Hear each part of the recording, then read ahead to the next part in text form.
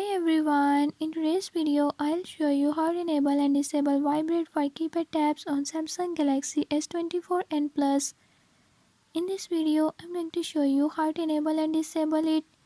Before I start, if you are new to my channel, don't forget to subscribe and hit the bell icon.